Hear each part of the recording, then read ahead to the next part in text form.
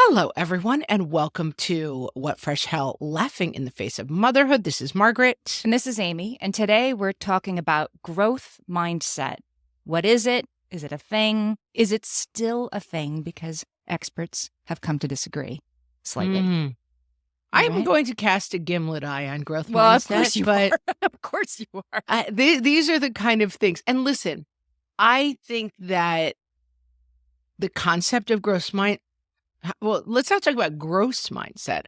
I think the concept of growth mindset is understandable and makes a lot of sense, but I think it involves a level of control that I will be casting a gimlet eye towards. Okay.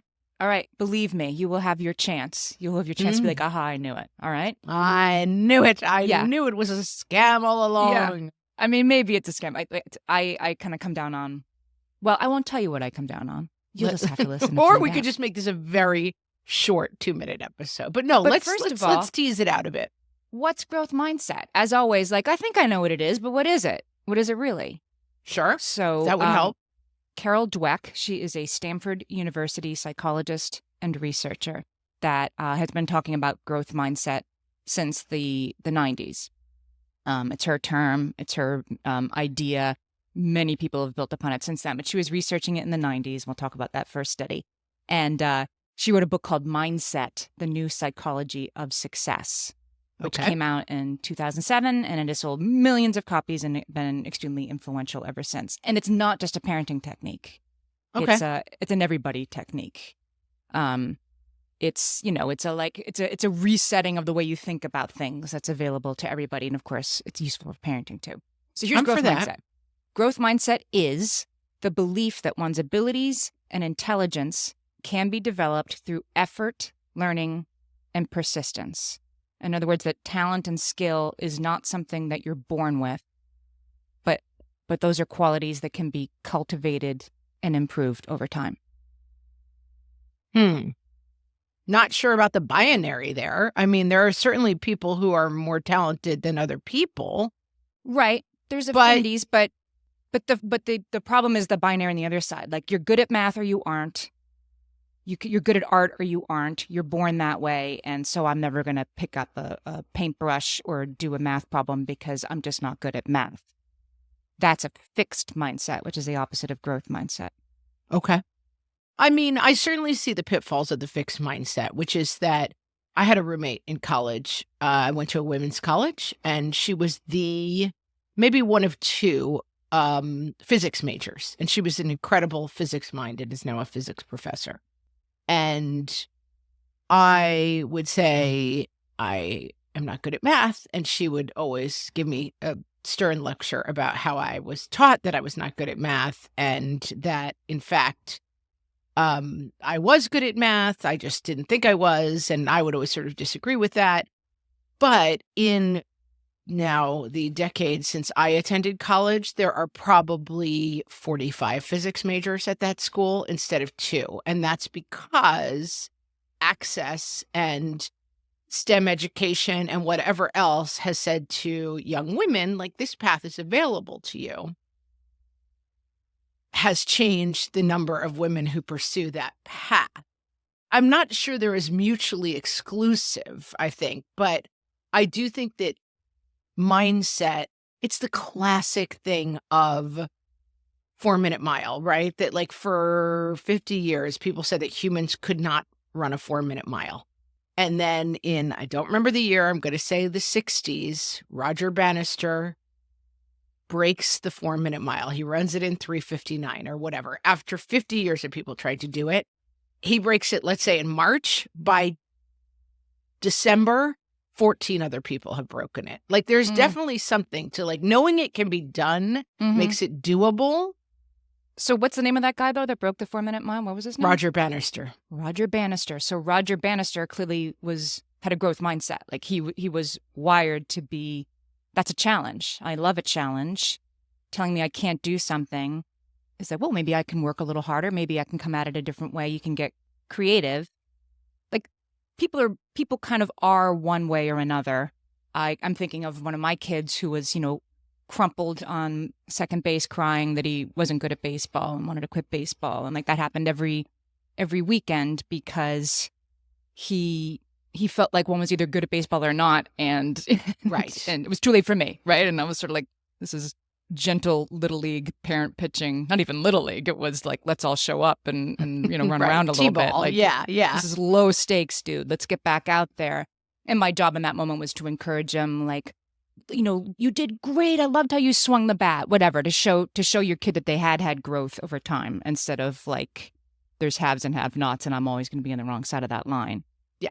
I think it's very easy to pick apart when you go to the binary of like, I am not going to be as good at basketball as the kid who just started for the Spurs who's 7'6". Like there's just, we're not going to be as good. That's right. That binary doesn't work. But also the binary of I'm bad at baseball because I missed the ball once. I should quit. Right. Also a bad. Or because girls aren't good at sports like boys are. Or that's right. Or math. Right.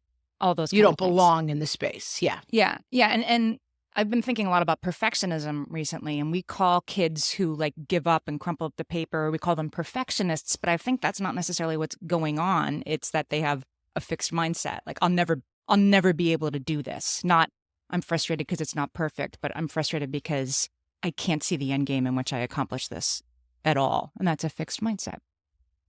Understand. So, okay, I think I get it. So underneath this, so I'm going to quote Carol Dweck here. She says, if you have a fixed mindset, that means that effort is bad.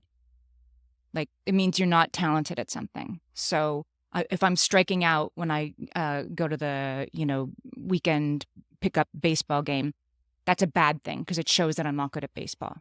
Right. We have a fixed mindset. But if you have a growth mindset, I went and I struck out, but I got my bat on the ball. I actually foul tipped once, and I never did that before. So that's great. And I'm going to go back and I'm going to try it again, and I'm going to try to have fun anyway, and I'm going to learn something.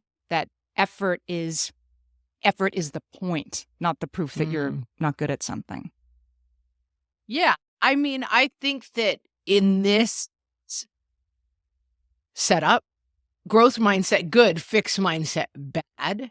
And I'm not even sure I believe that's true. I think that fixed mindsets can be very productive in a way. I used to date somebody who was extremely competitive in sports. And Sunday, he goes to play soccer in the park. It's the thing he looks forward to all week. And the other team shows up, but the ref doesn't show up. So the teams are like, well, let's just play anyway. And he goes home because he's like, I'm not interested in playing if it's not a game. Like he doesn't play for fun. He plays because it feeds something in him that needs feeding. But he's already good at it. Like, you certainly wouldn't feel that way if you weren't really good at it. Yeah, right? he's you want to show everybody else how good you are at it. Right. But I think in a lot of ways that mindset served him very well in life. It was a very driven and like goal-only mindset. But certainly he was lacking in growth mindset in terms of like, couldn't there be something good about this as well? You know? I think a fixed mindset is probably a characteristic of many people who do certain things very well. Right. Or of a parent who rewards, like, we'll get into that because blaming the parent for, for everything is not what I want to do. But yes, let's talk about the original study. So Carol Dweck did this study in the 90s. This is why there's such a thing as growth mindset, and it's true and it's real and it's provable per the result of this study. She had fifth graders take an IQ test, and the scores, weren't really the point.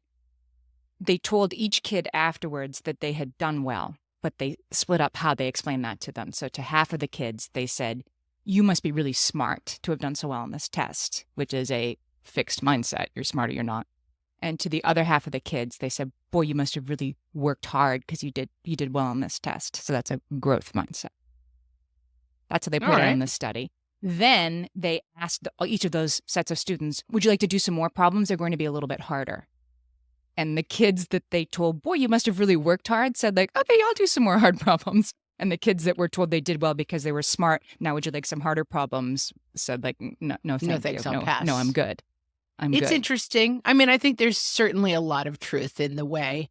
It's the old, I love watching you play for kids who play sports, right? I think I go back and forth a little bit about how much this matters. I think there are people who have parents who are, extremely driven in specific ways, and it drives them in those ways that's probably negative, but they accomplish a lot. I mean, I don't know that you can say, like, growth fixed, one good, one bad. I guess, yes, it's probably better. I do think that at a certain point, saying to kids, "Listen, you've done your best, and now we'll see how it goes," is better than, like, if you don't get an A, you're gonna go to military school. Like, Right. I And think that, like, the tying you to the piano certainly, bench thing. Right. Right. yeah, I definitely think that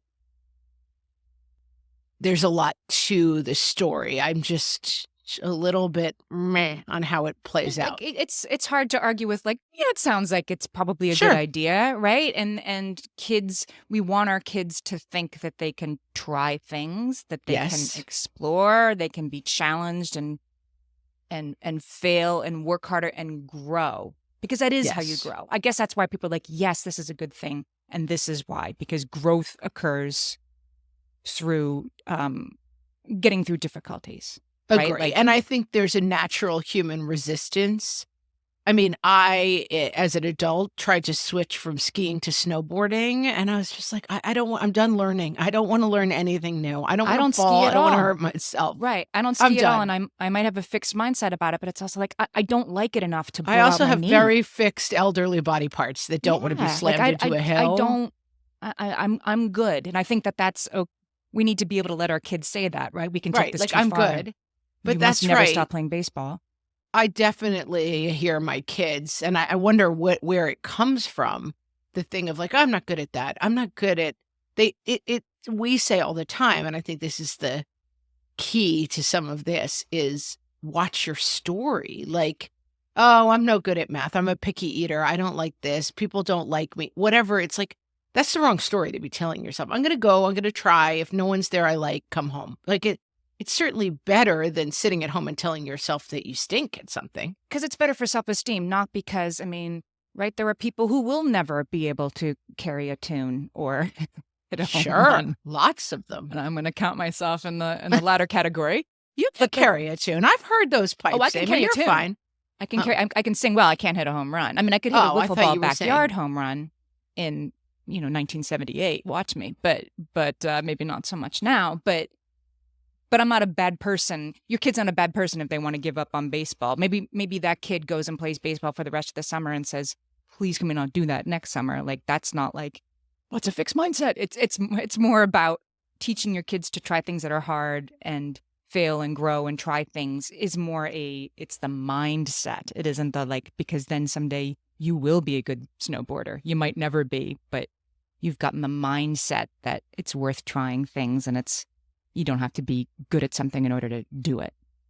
I think that's really true. I was taking a class last night, and it was a writing class, but one of the assignments was to draw a ring of keys from memory, and then they put a ring of keys on the table and then you drew it looking at it, and it was like, which was easier for you, to draw it from memory or to copy what you were seeing, basically.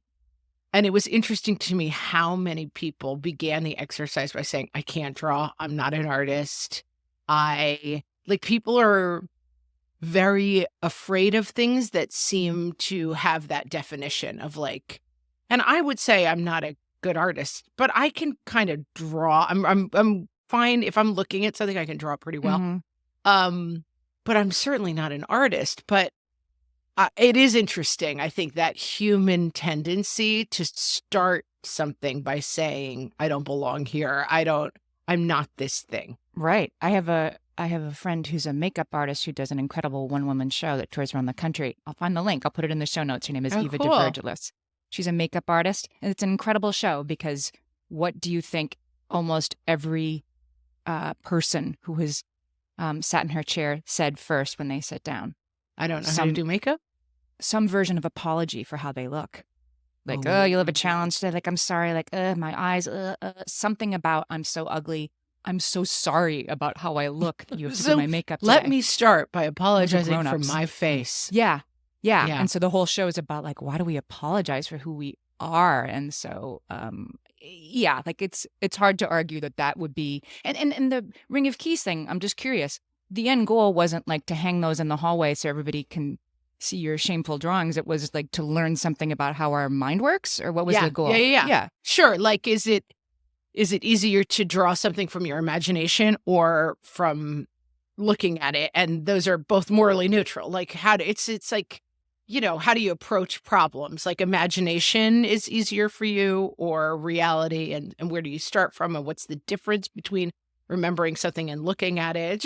It was just a creative exercise. Just an exercise, but right? It just sent people into panic because it was like, now I mean, art, I would have been unexpected art time. Unexpected All right, we art will time. be right back. I forgot to say at the top of the episode, and I want to say it now, I'll say it again at the end, that a lot of the research in this episode comes from Melinda Wenner Moyer's excellent Substack newsletter. I'll put a link in the show notes. Everybody should be subscribing and reading it. It's called Is My Kid the, I'll say jerk. It's really called something else based on her very good book of the same name. We've had her on the show. And this episode of the newsletter was called Is Growth Mindset a Sham? So we're getting to the sham part. Melinda. Right. I'm like, Margaret would love to talk about this. Okay, so here's the controversy that was laid out in Melinda's newsletter, and I went and read the different sources. So, Psychological Bulletin, 2 psychologists, just in the last couple of months, threw down on growth mindset. They have turned the scientific world upside down with this new... A schism. I love a scientific schism. Get ready. Hold on to whatever you're sitting on when you hear this. They went back to all the growth mindset stuff because they decided there needed to be somebody who wasn't a growth mindset proponent agreeing that this was all, sound. So they go back and look at everything. They said they found major shortcomings in the study's design, analysis, and reporting. Oh my. That the effects of growth mindset interventions on academic achievement are attributable to inadequate study design and bias by the researchers. Well, this is the marshmallow test, people. Yes. The marshmallow test is, if you put 2 marshmallows, whatever, you give a kid, you say, I'll give you 1 marshmallow now or 2 marshmallows in 5 minutes. And that it's supposed to test what? Like, their ability to be delayed patient and wait and delay satisfaction. Yeah, delayed gratification. Delayed gratification. And that shows all. Once you are able to master delayed gratification, then you're going to get into Harvard, and it's all going to turn out great if you pass the marshmallow test. And in fact, it's of course a test of stability and wealth. Everything like if that you brought you to have this point. money. Right. Then you're going to go to Harvard, and also you're going to know that there's an endless supply of marshmallows on Earth for you, because you're a special prince, right? And you're going to have absolutely no trouble waiting for a marshmallow. And that I don't think that any of these things dismisses everything about what's interesting about the test. Like, is it good for kids to be able to delay gratification? It is. Is it good for kids to have grit and resilience? I'm all for it. Right. But I'm reading Britney Spears' memoir right now, Amy. And let me tell you. What's her growth mindset? That growth mindset poor or lady mindset? had an awful lot of grit, like that family was all grit. And I mean, overcame a lot of challenges and certainly had a growth mindset in terms of like just a vision that like, I'm going to try this. She's not the most beautiful girl on the planet. She's beautiful. She's talented, all those things. She's not the most of any of those things. Right. But in some weird mousetrap Plinko game of life, she became the biggest star on the planet. I just think when we try to drill down on like, this is what makes this work. And I understand why people have to write and talk about things this way. But I also think, in my experience of children with differences, especially kids on the spectrum, growth mindset is very hard to access for kids with ADHD, for kids on the spectrum. Sure. And kids with learning differences, dyslexia, you can't just try harder to not be dyslexic. I mean, there are shortcomings to this approach, sure. I think that is there a place for growth mindset? I believe there is. In that there's a place for grit and other things. But like, I sure know a lot of people who've had really difficult experiences and overcome a ton of things and have an awful lot of grit. But those experiences were negative in ways that really hurt them in other ways. I think that when we try to identify one factor, it gets very confusing very fast. Well, so this study, like the backlash to the growth mindset, it doesn't really work, right? They went even further and said that positive results are rare and possibly spurious. And you know me, I love a vocabulary word. Spurious. I Ding, had to ding, look it up. ding. It means false. And they're saying that these results were false and ginned up to write a book, which are some pretty big statements. Now, almost immediately, all these other people rush to the defense of this, like, no. Their research is sound. They weren't in it to make money. They made money because it was a great idea. Correlation is not causation. If you publish an idea that makes you a lot of money, it's because it was a really interesting study, not because, you were a bad person. And then they went further and found a third person went back to the second study, the ones that were like, this proves everything's false. Then a third person went back and looked at the second person's research, and they said, well, wait a minute. What your research actually shows is that it doesn't necessarily move the needle for everybody, but it can move the needle for the kids who most need to hear this messaging. I mean, see, this is what actually makes sense. Right. Like, does your kid have a fixed mindset? I would not spend years of my life worrying that only people with growth mindsets survive in this world and trying to make a fixed mindset a growth mindset. That seems to me like a path to insanity. It's like, I will make this fish ride a bicycle. It's just a useless exercise, and you're missing what's great about having a fish. But is there room to say to kids, well, you're so smart, you're so pretty, you're so talented, that's why everything comes easy to you. Like, I certainly see the flaws of that as well. Yeah. But I think that there is sort of, and maybe I hate to say like generationally, because I feel like these always become kind of dopey, I guess is the word I'm looking for. But I do think that the idea of like, you can be anything you want to be it's not true. You're not going to be in the NBA. Probably you're a very small Irish child. Is. That's I think overly simplistic too. Growth mindset is it's okay to fail, not that you will succeed at whatever you set your mind to.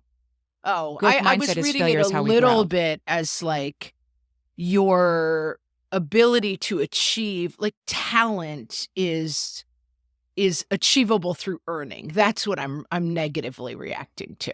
It's that effort is worthwhile, and effort is how you grow. Right. I think we can get it wrong when it starts to slide into you will not be dyslexic anymore if you just practice your reading more. Like, it's not that simple. You can't coach height, as my basketball coach friend used to say. No. But you can still play basketball and have fun even if you rarely get off the bench, because you'll learn something from that experience, and you don't have to be a starter in the basketball team for it to be worthwhile for you to have been on the basketball team. That's what growth mindset is.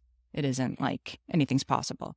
Yeah, and I think to use it as a tool in the tool belt probably makes a lot of sense, right? To say like, okay, I have a kid who says no as a first instinct to everything because I'm not good at that. I wouldn't like that.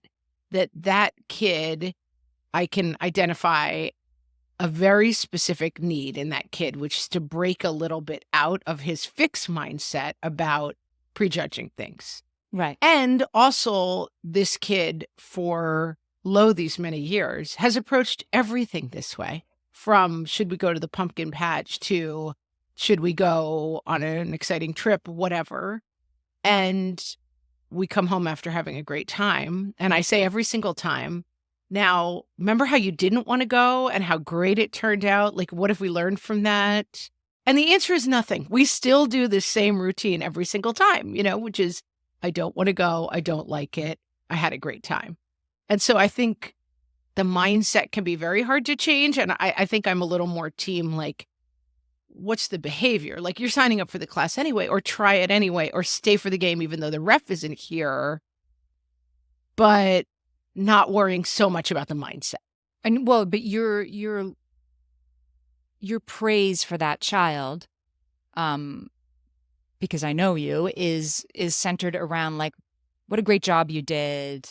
I'm glad you went to the pumpkin patch even though you really didn't want to, because what if it was boring? Like you're praising the Right. effort. You're not praising the your honor roll once again. And so, I'm taking you out for ice cream, but I won't if you don't make the honor roll. That we're Yeah. sort of moving away from that sort of binary. Yeah, I guess that makes that's sense. And worthwhile. I think this kid, I think until he's 40, will be like, I don't want to. But then we'll do it and we'll have fun. And like we're trying to just underscore the lesson of that. But I'd be surprised if he's ever a kid who, when something, or even a young adult, when something is suggested, that he's Mr. Yes all of a sudden. Right. He's just happy at home. He has a slanket. He likes to sit in it. He's a homebody. There was a study in 2019. I think we can hold all this more lightly too. Like I think love that. Parents listening to this are like, okay, this morning when Wait I a minute, told am her I to put on doing her own this or coat, not? was that a growth mindset or a fixed mindset? Because there was a study. This made me feel a lot better. 2019, somebody studied. This is on the side of like, well, it's not a bad idea, even if it's not as useful as we think it is. How can it be bad for us to tell kids you can do this and don't some kids need to hear this? So there was a study in 2019 where they just had high school kids read an online article about growth mindset for their homework. And those kids, 6 months later, had better grades, and more of them had signed up for a harder math course than had done that in the past at the school because they had read one article on growth mindset. So it's like, I think this is just like an idea that you can be walked through and be like, that makes sense. Maybe I can try things. Maybe it is good to. I don't think we have to make sure every utterance to our 18-month-old is bathed in growth mindset for it to be For sure. something useful to know about. We need to give ourselves a break. Agree. All right. I'm for this. I feel like we're making progress, Amy. All right. We're going to really land this when we get back after this break. I have some very easy ideas from Melinda Wenner Moyer about how to foster growth mindset in our kids. It's a little bit of homework, but it's kind of easy. Nothing I like easy ideas. Easy homework. I like them better than growth mindset. That's for sure. So this is the idea we've heard before, but just to like nail down what it is, you praise the effort and you tie the effort to outcomes. This was a little bit harder for me to understand. Like you say, wow, you worked so hard, instead of I'm proud of you because you got an A. I'm proud of you because you worked hard. I love watching you play, instead of, you really beat the gremlins, whatever. You praise the effort. You really beat the gremlins. Love it. Tie the effort to the outcome. So Melinda Wenner Moyer says you might say, instead of saying, wow, you're so good at Spanish, you might say, wow, that good grade must show how hard you've been studying. I did this just last night with my college student. My college student just got his first college grades, his midterms. He was happy with them. He told me what they were. And because I was thinking about this, he got a really good grade on a really hard exam. And I said, wow, you must have really studied.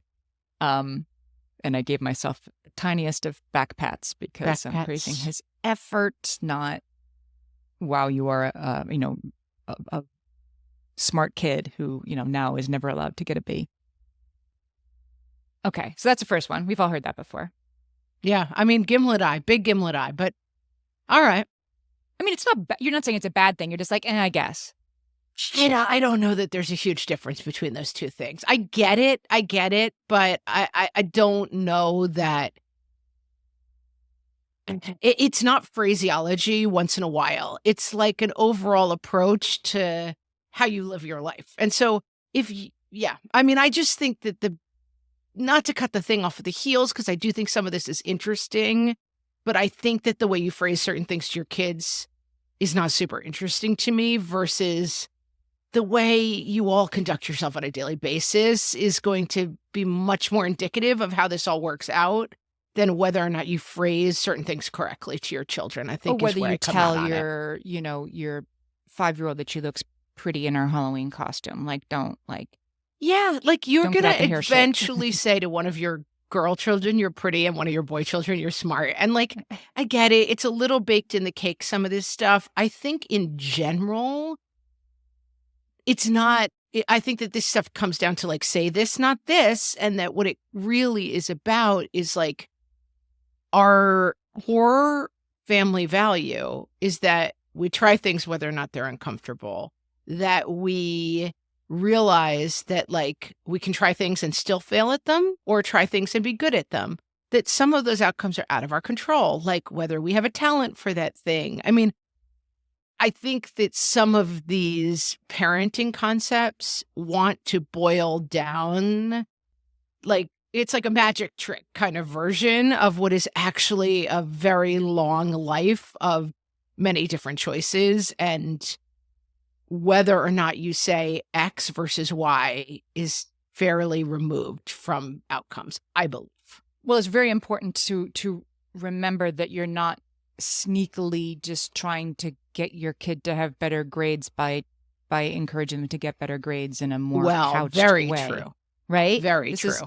This is effort is worthwhile. I'm proud of your effort. And that needs to be true whether they, no matter what the result is. And that's the part I don't think I really understood. This isn't a backdoor approach to having a genius child. It's teaching your child that trying something and failing at it is really worthwhile because failure is how we grow. Yeah. Yeah. And I think that it's an ultimate example of the idea of, do your kids see you doing this? Do your kids see a family culture of this? Where like, do you say, I'm not good at this, I'm bad at this?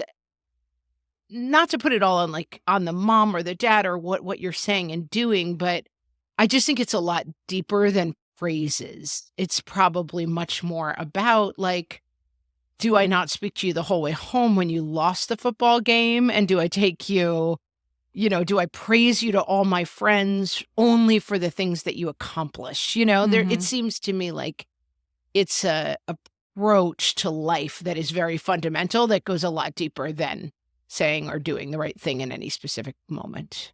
Well, you kind of hit on one of the other sort of pieces of advice around this, which is that we have to do this work for sure ourselves. It's always the same advice, right? Now, first you have to stop yelling. First you have to foster a growth mindset. Such a bummer. I think we could just have a podcast that's like, your kids are going to turn out exactly like you act. Right. And that's the podcast. You can all stop first. listening now. Yeah. So I'm quoting Raising Yourself on Instagram. Normalize failing I at like something that new title. in front of your kids. Say it like again. That title, Raising Yourself? Yeah, I like that title. Raising Yourself, she says, normalize failing at something new in front of your kids. That's what it's about. Not normalize succeeding at something new in front of your kids. Normalize, I have to think about that. Yeah, like having a sense of humor about the stuff that we're bad at. I try to. I mean, I'm bad at pickleball, but the problem is my kids yell at me. Like, I'm like that. I'm not down. Like, they're mad at me. I'm not mad at myself that I'm bad at pickleball, but they're mad at me that I'm bad at pickleball. So it's not so easy sometimes. Yeah, my kids think I'm bad at dancing. I'm like, these moves are fly. We were doing table topics. So I'm going to say 6-7 years ago, like when we started the podcast, you turned me on to table topics. Do they still make it? Who knows? If they do, we'll link to it. Yeah. It's just a little box of cards for the dinner table. And we usually now only do it when we have a friend at the dinner table with us. And so it's just little cards to ask questions. And the question the other night was, what is a fear you would like to conquer? Or what's a fear that gets in your way? I can't remember how it was phrased, but the questions are very clever because they lead to really interesting conversations. And really, and all ages. I mean, there's ones that are just for adults, but a question like that, a lot of age groups. Oh, these kids ranged from, 10 to, and then my husband and I were there. And it was an interesting conversation. And I think that one of the things I like a lot about those kind of conversations is that one kid says, well, I'm really afraid of this. And then the parents talk about things they're afraid of. And it's like, we're all trying to figure out how to approach hard things.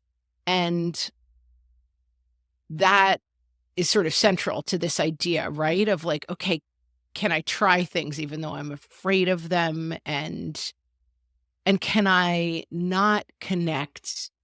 Well, I'm afraid of doing this because I might look silly, or I'm afraid of doing this because I might fail at it, and disconnect outcome. I think the general idea of disconnecting outcome from action is very, very smart. Mm-hmm. Mm-hmm. And for yourself and modeling that and every aspect of that, I think is right. There was one other thing I wanted to say about like the downside to the whole growth mindset thing that I thought was important to underline, which is that we have to make sure, I think, in our schools and in our, teams and systems and stuff, that when a kid is struggling, isn't doing well, their mindset might not be the only issue, right? And we sort of let ourselves off the hook when we say, hey, look on the bright side and get back out there. Mm-hmm. Right? Like a kid who's crying at a baseball game and doesn't want to play, they might just need to be told that there's a thing called growth mindset and failure is how we grow and get back out there. Or there might really be something else going on in that kid's life that's preventing them from playing baseball right now. And you see what I'm saying? We let ourselves off the hook when we're just like, just fix your mindset and then you'll get an A. Well, maybe there's a learning disability. Maybe there's a problem at home. Maybe there's kids do well if they can, but growth mindset is not the only thing preventing them from doing well. I think that's true. And I think that it's also really important to acknowledge that this is like the top 4% of a problem to me. And that this is where this kind of stuff sometimes makes me crazy. That like, if you're worrying about whether you have a fixed or growth mindset, you've solved 96% of the other problems to me, like it feels to me not definitive. It feels very kind of tweet almost, like, right. Okay, it starts to feel that kind of like, let's hack for the perfect outcome. And right. the Again, spectrum, you're not hacking for outcomes, but it can be strictly start to become that way, right? yeah, that this sometimes feels a little bit. And again, I think I resist it honestly because I have a kid on the spectrum and I don't think that mindsets are that adaptable. I think that and so I read some of this stuff and I'm like, must be nice to think about that. Like I have kids who have fixed mindsets that are not available to change. And I don't think there's anything wrong with that. And so possibly I bring my own kind of bias to it of like, I don't value this. This to me says like, to me, this is the value of a fish who can ride a bicycle a little bit. Like, I don't know. But it's mental health. It isn't valuing success. It's valuing mental health, and it's valuing self-esteem. I think the problem can be when you're like, I want to make sure my kid also has a growth mindset, that it sounds like it's one more thing to be good at instead of yes, I think to that's teach you it. It doesn't matter what you're good at. That's what growth mindset really is. It isn't being an Eagle Scout in self-esteem. It's having self-esteem. Studies have kind of shown what everybody can sort of agree on, right? Everybody on the growth mindset has gone back and forth. It's, it's important. It's nonsense. Well, what the middle ground seems to be that everybody's coming to in this recent sort of upheaval over growth mindset is that it's hard to argue that it's a bad idea to introduce kids to. Agreed. And that there are kids who benefit from it, and their at-risk kids tend to benefit more. Like maybe somebody needs to just walk a kid through this idea. Maybe they're not hearing it at home. Somebody who's not getting 8 bedtime stories a night might not really know that it's okay to fail. And like they might never have heard that idea. And I think you're right. There are some kids that are fixed mindset and that's how God made them. And then there are other kids who maybe are growth mindset and need to have this idea introduced to them. And it'll make them feel better, even if it doesn't mean they, go on to be a Rhodes Scholar. But it's so hard for us to untie the two. Like this is really so you'll be a better parent and they'll be a valedictorian. That's not why you're doing it, but I think it gets, warped. I accept your premise, Emmy. I think that's right. I think it's no harm, and I think that it's probably something that I bring my own bias to in a way that makes it kind of like, well, but I think there's value to the idea. All right, then we solved it. Solved it. Solved growth mindset. I'll let the scientific community know that we've solved it. Please. The schism ends today. The What Fresh Hell podcast has spoken. Do you get our newsletter? Once a month, we send all our listeners a newsletter that has some of our favorite recent episodes, what else we're up to, where you might be able to see us in person. And also, we always do something we're listening to, something we're reading, and something we're watching that you won't find anywhere else but the What Fresh Hell newsletter. I'm going to put the link in the show notes. Sign up for it. Check us out, What Fresh Hell newsletter, friends. And with that, we will talk to you next time. Thanks so much for listening. Thanks, everybody.